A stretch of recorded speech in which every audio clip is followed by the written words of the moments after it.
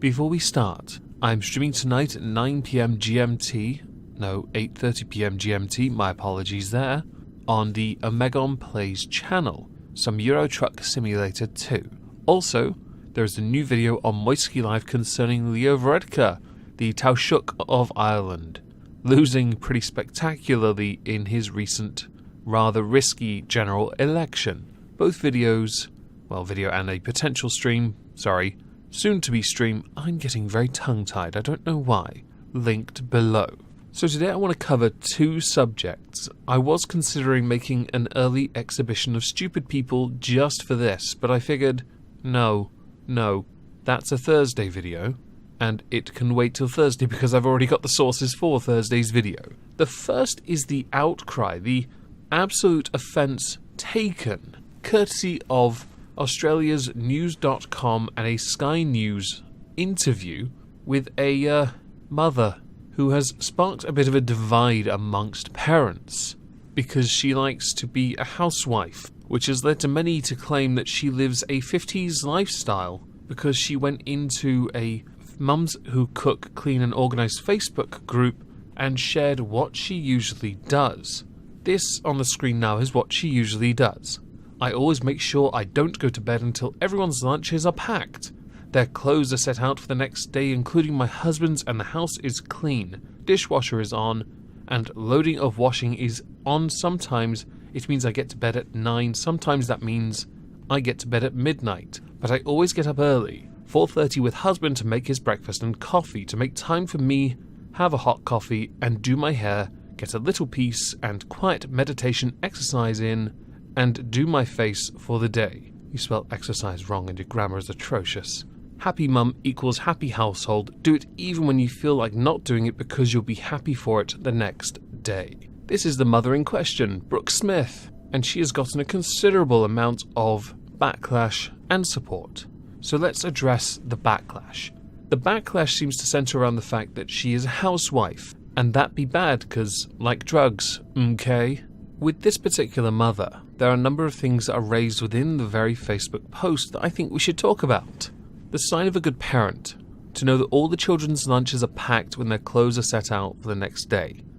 And both are done, essentially. That's a good thing. Last thing you need is to get up at 7 AM to get ready for school, or earlier depending on where you are in the world and when your school starts, get caught in rush hour still getting your kids dressed and having to pick them up stuff from your local shop. It is a waste of money and, quite frankly, a waste of time. Including the husbands, with the house being clean, the dishwasher on, the load of washing is on sometimes, meaning that your bedtime may somewhat change between 9 and midnight. If you can't possibly leave that till the weekend, that's fine. And if the husband is the breadwinner, then it's understandable you want to make sure that they are not as inhibited in the morning so that their day starts well, they get to work fine, and they get home okay. One less thing to worry about, and of course men being men, we're not generally going to do the washing before we go to bed.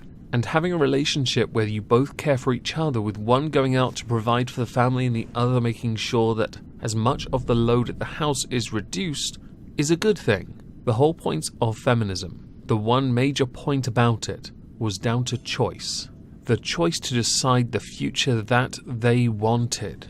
And that was the point. Once you had the equality, you could then choose if you wanted that kind of life, or whether you wanted to work more. If you don't have to work, then why do you work? Find something else that will truly motivate you. In this case, Brooke has the fortune, the luck, and the privilege to raise her children and be there for them. That's a good thing, isn't it? To be in a loving relationship and be able to care for your kids and give them the very best version of you, but also to show within the same message that even on those down days she pushes through it. And because of the schedule she keeps, she's able to make time for herself, which I'm sure many of you will say is when the kids are at school and she's able to watch TV and read a book and masturbate and drink her coffee. Doubt, but sure, she gets to be able to do the exercise as well. It's about understanding what one can do and what one is willing to do to make sure that with the one chance they get to be a parent in their lifetime, they get to make the most of it, so their children learn certain and very important values from them. And you can still teach, by the way, equality to people without having to always work in the, well, let's say, employment world. Although I would say being a mother is a job unto itself, a very taxing and stressful job. The backlash from this with those on TV who have been going out of their mind and out of their way to criticise for this are remarkably dense for not being able to understand that she has chosen this life. And by you insulting her the way you have shown yourselves to be narrow-minded, to not be able to understand that some people just want a nice, quiet, simple life. Granted, it was put on social media, so it's open for criticism, but your criticism was based on it being from the 50s? Not everything about the 50s is bad, you know. And many people are somewhat traditional and want that kind of life. Even now, with all that they know, they choose it. You need to understand and respect that. Now, as this took place in Australia, we're going to talk about one other subject in Australia, where an Australian man has been found guilty of committing a truly heinous crime, one so serious that I honestly believe life in prison is right for him.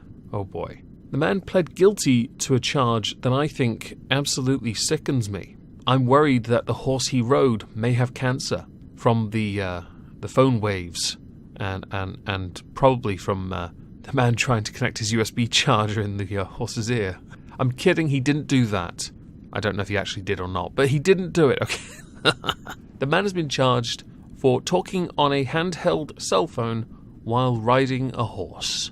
Not even a joke. He actually did this and was caught by the police after he was seen holding the cell phone to his ear while riding on a rural road, with the Mudgee local court magistrate judge saying that under the road rules, a horse is a vehicle, and he didn't have a hands-free device fitted to the horse.